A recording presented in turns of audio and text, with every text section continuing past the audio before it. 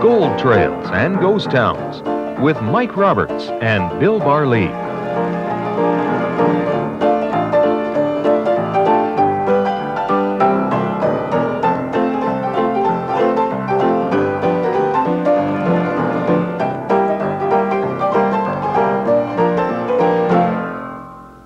Welcome to Gold Trails and Ghost Towns. I'm Mike Roberts, and with me is Bill Barlee, our resident expert when it comes to historical locations, British Columbia and northern United States.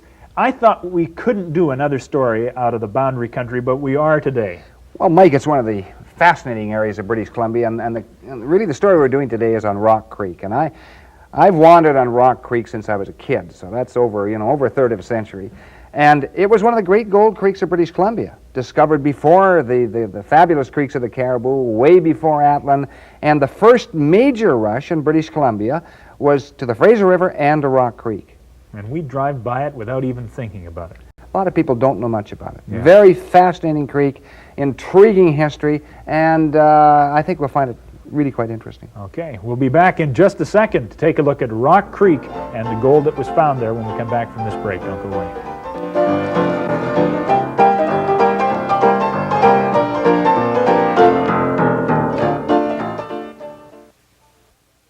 Welcome back to Gold Trails and Ghost Towns. Mike Roberts and Bill Barlee. All this time I thought Rock Creek was just a place that I stopped to have coffee after completing Highway 33 on the way east. Mike, when you examine the history of Rock Creek, it has a romantic beginning, it has Bonanza Creek, it has murder, it has intrigue. It really has a fascinating history. Yeah. And you know, it really starts in 1858. Two American soldiers are stationed in Fort Colville. Now this is important because the year is 1858 and the frontier's ablaze. There's an Indian chief called Kamayakin, who's one of these courageous Indian chiefs from the interior, and he feels that the Americans are trespassing on hereditary Indian lands, and he sets the frontier ablaze. And so these soldiers want to avoid this conflict. They're dispatch riders, and they're told to go to Seattle. So they start skirting what is assumed to be the Canadian-American border, which is really not very well defined yet. So they head north and then they head west. And as they come up west, they come into a river called the Kettle, which goes back and forth into U.S. territory and into Canadian territory. And along some days into their trip, they come across a little creek. It's supper time. And as luck would have it, they sit down and have supper, and one of these guys goes down to wash the frying pan, and he thinks, well, I got the frying pan, I'll try he's interested in prospecting. You've heard about the Fraser River Rush, and so he tries a couple of pans full of gravel, and much to his astonishment, there's coarse gold in the pan. And so he calls his other dispatch rider, his friend, and they start panning. They're supposed to go straight on to Seattle. They don't go on to Seattle. They stay there for at least 3 or 4 days, possibly longer. They get a very, very good steak. But on the way, like prospectors everywhere, Mike, they can't keep it to themselves. It's just too good. This news is too good. Sure. Right. Okay. They come across a Canadian, Beam. And Adam Beam is a prospector. He was going to head for the Fraser River. He hears about this. They draw him a map, evidently. And they say, look, stop at this creek. He said, what's it called? And I think one of the miners, one of these original miners, one of the soldiers, was called York. His surname must have been York. They said, it's York Creek. And of course, it hadn't a name before that. Sure. Why not? I mean, it's my creek, it's my gold. Sure. So he takes credit for it. Yep. Beam comes onto the creek. He finds the creek and starts going to bedrock like all good placer men do. And he starts taking out nuggets to half an ounce, quarter of an ounce, ounce. It's really spectacular diggings. And he stays at Soldier's Crossing, which he then calls Soldier's Bar. But he changes the name. He says, the heck with York Creek. There's a lot of rock on this creek, and it's a real problem. We're going to call it Rock Creek. So Rock Creek it becomes. And you know, the first picture we look at here is Rock Creek really in its original. Yep. This is a picture of Rock Creek Camp, 1861. And the first few years, 1858, 1859, and right into 1860, very, very busy camp, Mike. And what happened was this. It is so close to the U.S. border, it is so close, that the Americans come flooding in, they think it's their camp. And this is interesting because what happens in 1860, they're prepared to secede to the United States of America. They don't make a little jog north of the 49th parallel because this is close enough to ours. Well, sure, it's close enough they can grab it. Yeah. And it's rich diggings, they want it. But word gets to a guy called William George Cox, who's the gold commissioner, very interesting guy. He informs the colonial government, which is really Governor James Douglas. Yeah. Now, this is so serious that Governor James Douglas comes all the way overland, comes into Rock Creek to quell what they call the Rock Creek Rebellion. He gets all these miners together, and they say, you know, we're American miners, and we're going to take this out of Canada, we're going to go to the States. And he says, you're not going to go anywhere. He said, this is British territory. If I have to bring in the Royal Marines, I'll do it. And he lays the law down, and he does lay the law down, and at the end of the speech, they give him 3 hurrahs. So he has really carried the day. Rock Creek stays in Canadian hands, but the interesting thing about the creek is this, Mike. And when we take a look at the second picture here, you'll see that the creek comes down, and this is about 7 miles from its mouth, and here is McKinney Creek joining Rock Creek, which was also called Jolly Creek. So it's joining the main creek. This is steep, angular country. These creeks are really creeks, very small freshets running down these hills. Yeah, they are. You know, the creek really goes west, and then it wheels north. Yeah. Into that Mount Baldy country and into the old Camp McKinney and all that fascinating area up there. So it's hard rock country, it's placer country, and all the rest. And what happened was this. So the first members of these guys who come into the creek, they flood into Soldiers Bar. But they find that, you know, there are too many miners. There are about 400 or 500 miners here, Mike. And so they've got to start going up the creek. They go up the creek for a couple of miles, and there's virtually no ground because the bedrock was too deep. So they go up past Johnson Creek, and they get a little bit of gold at the mouth of Baker Creek, a little creek coming in here. But as they make that big wheel, that turn up towards the north, they start coming across spectacular ground. This is just great ground. It's bonanza ground. It's ounce-a-day diggings. And ounce-a-day diggings, Mike, means that the average guy was probably making about 75 cents a day. Suddenly they're making $16 a day or $15 a day. So they're making 20 times their ordinary salary. Yeah. And this is just astonishing. This means today it's equivalent to about $1,000 a day. It is really quite spectacular. Bonanza gold, as you said it. What do they call this bar? Well, the second bar they hit is White's Bar. White's Bar. And that's named after an American miner called White. And it is several thousand ounces come out of White's Bar. And then they go up the creek, and then they go up the creek, they find high diggings on either side. Then they come to the best bar of them all. And this is Denver Bar. Yeah. A guy from Denver, Colorado discovered it. He names it Denver Bar. They get nuggets there, Mike, up to 6 ounces, 1/2 troy pounds. And they get 5,000 ounces out of Denver Bar. But the gold stops abruptly at Denver Bar, just like you're drawing a line there. So they're confused by this, and we'll get to this later on. But what they do is they keep on going up, and they go right up to what was called the Old England property. Yeah. When you say, for example, that the gold or it didn't go to bedrock, what do you mean it didn't go to? Did bedrock disappear, or what? Bedrock in the ground between Baker Creek and the mouth of the creek, which was Soldiers Bar, was so deep.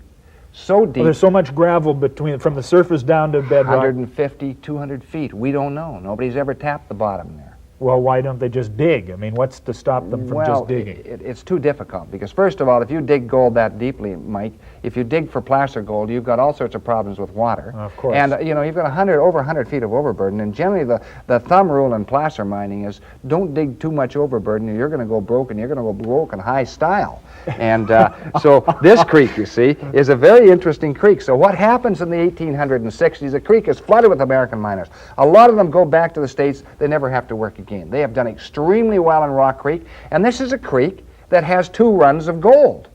It has a lemon yellow gold on the high run, but when you get down into the very rich ground, Mike, it has a coppery gold. We got a pan of gold here, as a matter of fact, and I'm just going to grab it here because this is actually gold from that location, and you can actually see dump water on myself. You can actually see the different colors in here. There's a blonde kind of lemony gold, and there's a dark coppery color gold in there. Yeah, there are 2 types of gold. So that would lead you to believe that these are coming off 2 different deposits. 2 different time eras. You know, I mean, one is probably several thousand years ahead of the other, and definitely from 2 specific areas, undoubtedly. How much gold do we have in this pan? This is taken from that. 1/4 pound, almost exactly in that pan. Now, 1/4 pound troy is 3 troy ounces, because 1 troy pound is 12 troy ounces, which is different than the standard ounce. Now, I noticed that there's gold floating in this pan. Now, that's something which the surface tension is actually keeping some of these little flakes afloat. Yeah, you find that gold will actually float out of the pan if you're not very careful. And so this is surface tension. You touch that gold, it'll disappear to the bottom, of course. And there it goes. There it is, you see. All right. And so we got to Denver. Is that where we are? We're at Denver Bar. But what happens is this, is that the Chinese hear about Rock Creek, and the Chinese, of course, are some of the great miners of British Columbia. They come into Rock Creek and they start gleaning the diggings that the whites have left behind. And, you know, they come into that old property up there, way up at the top of Rock Creek, that is the kind of the Old England, is referred to as the Old England. And that's a hard rock property, but just below it, the Chinese were working there for years. And I contacted one of the individuals from Brideville. Brideville is fairly close by. And he said, you know, very interesting, Bill. He said, what happened there? He said, the first Chinese came in the 1860s. My grandfather provided them with all their food. Yeah. And he said, the first Chinese who came in, they lived high off the hog. They had beef and all the trimmings, and boy, they stayed there a couple of years and cleaned it up. Then another group of Chinese came in, about 10 or 15 years later. His grandfather was still supplying them. Yeah. And this time, they didn't have beef. It was a little tougher digging. They had chicken and the trimmings, in other words, vegetables. Yeah. And then another group came in about 10 years after that. Grandfather's still there. So this time, these guys had a tough time. They didn't have beef. They didn't have chicken. They only had some of the trimmings. So that it was tough ground by then. Three groups of Chinese had come in, and first group had done very, very well, judging from their habits. Second group had done relatively well. Third group was practically starved to death. So whatever meager provisions they had, they probably cooked in an item just like this. You bet. Just a few veggies in the bottom. That would not keep me looking for gold for long. It was tough country, Mike. It was tough economically, and it was tough as far as law and order was concerned. You know, in that early Rock Creek in the 1860s, there were a number of murders, a lot of gunplay, and one significant murder where a miner was killed, an American miner, by an Indian. Now, there were some great Indians in that area, but, you know, one was Chief Tenasket, who was a noble Indian, but there were a few renegades, and this is one of them, and he killed this American miner and then went over the top heading for the Okanagan. Well, the American miners chased him over the top, caught him at Suyas Point, which is now Suyas, and they lynched him there. Well, this disturbed Governor Douglas. He'd been there for the Rock Creek Rebellion, and there's a murder, and he says, we're going to solve that. He starts the Dewdney Trail, which is eventually to go right from just outside of Fort Hope all the way through to the Wild Horse. Interesting thing about the Dewdney Trail, Mike, it's just north of the border. It keeps that country British. He was a very far-sighted individual, really quite a fascinating character. And so we had that, you know, the 1860s era. Then we get into the 1890s. Rush is not over in 1860? Not by a long shot. All right. When we come back after this break, a look at rush number 2, or maybe rush number 4, considering all the rushes the Chinese had in the area. Back with more Gold Trails after these words.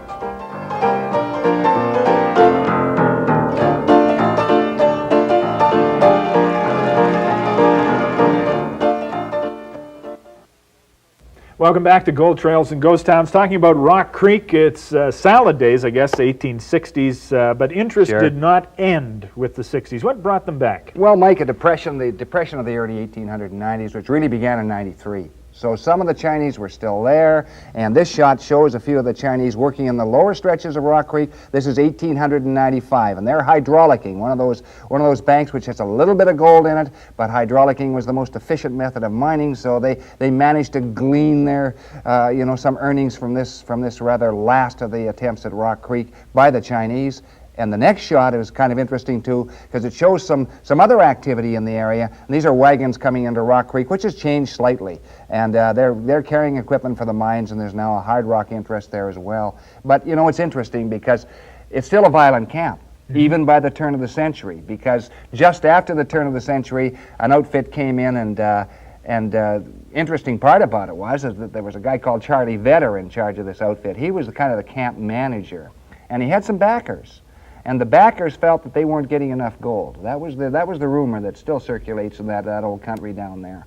And so the miners took their lunch break, and Charlie Vetter goes into the building, which is still standing, by the way, Mike, still standing at Rock Creek.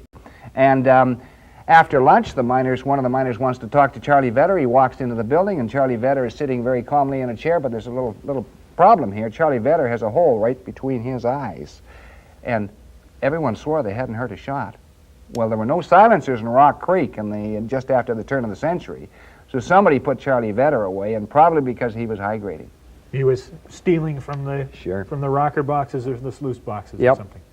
This is a This little weapon reminds me. It's an excellent component Sure. of this thing. What caliber is this? That's probably a 32, and it's 1858. It was probably actually manufactured in 1860. This is the type of gun that the early American miners would have carried into the Rock Creek area. It's not quite the Buntline Special that I, have come to associate with sort of the American West.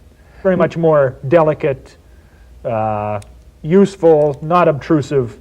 That's right. Efficient. That's very, very beautiful gun, actually. And, this was a fascinating area because... Think this maybe bumped off Charlie Vedder?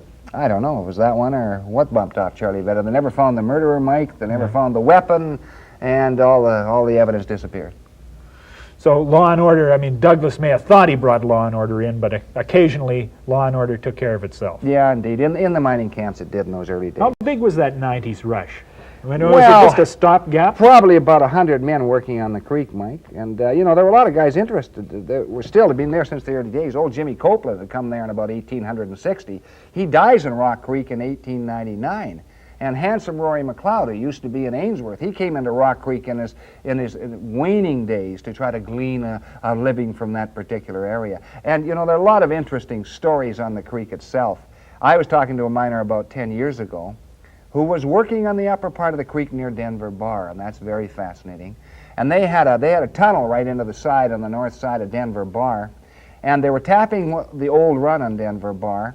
And ordinarily, they operated by the clock. They were taking out wheelbarrows full of gravel, and they averaged about $1.50 a wheelbarrow load. This is the 1930s, Mike, the Depression of the 1930s, and that was good pay. So they stayed at it. They always started about 8 o'clock in the morning, worked till noon, and then took their half-hour lunch break. That's all they took, and then worked till about 6 o'clock. And then one day his partner said to him, he said, Peter, let's take a break. Let's take a break a few minutes early today. They stopped at 10 minutes to 12. Sat down for a minute, whoomp. That's all they heard. Whole tunnel completely flat. God. And they'd shored her up. They'd done all the timber work, but for some reason this other guy had a premonition. And what they did, Mike, they had a fairly good stake. They'd done pretty well. They picked up their gold, they picked up their tools, and they walked away from it. Oh, that's just the fates talking to you. Eh? Yeah, the guy was very lucky. Remembers it to this day, still alive too. And another guy I remember, in Rock Creek, an old guy called Ralph from Christina Lake, and he was up there for years, up by the Old England claim, which was really the last of the great placer claims on the creek. That's just below the hard rock working. Yeah, that's just below. Generally it's known as the Old England. And I used to go in and see this old boy, and I'd say, hey, Ralph, how you doing? This would be maybe 30 years ago. And he said, oh, Bill, I'm not doing too bad. He said, I got 2.5 ounces this summer. Well, that's not very much. And, that was at $35 an ounce. And I said, well, what are you heading for? He said, the Chinese just stopped here. He says, I'm about 8 feet from their workings. So I'd go in 2 or 3 years later, and I'd say, how you doing, Ralph? Well, Billy said, I got about 3 ounces this year. And I said, well, that's not it. Didn't you get... No, he said, Chinese went a little farther. He said, I thought they were going to stop here. And I'd go in 3 years later, and they say the same thing. Just a couple ounces a year. He never hit it. He never did. He stayed there for 43 years. The things gold will do to you, eh? Sure. The lure of always going to come across that really rich run. Yeah, well... Is it still there? Yeah, there is one place that really intrigues me on the creek, Mike. And this map we're showing here will give you an idea. And the map actually indicates very near Denver Bar. Denver Bar is just across the creek. 5,000 ounces came off Denver Bar, and Denver Bar was really the granddaddy of all the bars in Rock Creek. Nuggets up to 6 ounces. And I mentioned before in the program that the run stopped. So the old miners are very curious. So they knew it stopped. It had probably gone somewhere, either to the right or to the left, to the north or to the south. So they began tapping into that either side of the creek, and they came across some absolutely spectacular ground on the north side of the creek. Well, actually on the northeastern side of the creek. And they began putting in adits or tunnels in there, and they put in about 9 or 10 tunnels in there. In fact, some of these guys did so well, they took 1,100 ounces out of one tunnel. And this was very coarse gold, Mike. It was old gold. And so between Denver Bar and the Old England claim, that run trends off towards kind of the northeast. Mm-hmm. And you can see the tunnels are all gone now. They're caved. But that's where, and there's a little cabin right by Denver Bar today, kind of a neat little cabin. The holder of that claim still has the cabin. And I'm convinced, as are a number of individuals who know Rock Creek extremely well, Old Man Locke from Penticton, he gave me all his mining notes on Rock Creek before his death some years ago. He knew I was interested in mining, and in his will, he actually said, Bill, I want you to, he told his son he wanted me to get all his mining stuff from Rock Creek, and he'd worked on Rock Creek for many years and also worked on McKinney Creek, which was a little tributary, and he was convinced that there was an old run to the northeastern side just off Denver Bar, and from the preliminary work, there is. So somewhere just beyond Denver Bar, about maybe 150 yards north. It's upstream? Upstream, yeah, okay. Upstream, north and east. Taking notes here. That's right, and you'll see a big gravel bank, and very interesting gold came out of there, and I think that run trends on that, but where it comes out, where it came from, nobody really knows. It's really a fascinating area. Well, but with gold now at 300 and whatever it is, 370 bucks an ounce, doesn't it behoove somebody to go in there? Is this easy country to work? Is this gravel? Is this hard rock? What are we working on here? Well, Mike, what you're looking at is terrific overburden, and you cannot afford, first of all, to move the overburden, and secondly, where do you put it? You know, in this day and age where you have to be very careful in the environment. So I don't know whether they're going to follow that with a long, long tunnel, which is extremely expensive and dangerous from these other guys' experience. Sure it is. It's shored up as well as it is. It's still going to go oomph. That's right. And, you know, I think this country itself is very interesting. And here we take a look at a shot here, and what you see really is an old barn, and this overlooks one of the tributaries of Rock Creek. And this particular tributary is a very interesting tributary. This is called McKinney, named after, well, the camp was named after him as well, so he was an early miner into the area. And this old barn, found a $5 gold piece in this barn some years ago, a guy from Summerland, BC. And the creek itself is really quite interesting because McKinney Creek, unlike Rock has some cabins on it, McKinney Creek has a lot of cabins on it. And here we'll see a picture of one of the cabins in the upper part of McKinney Creek. Roof's gone, the cabin's in very, very poor shape.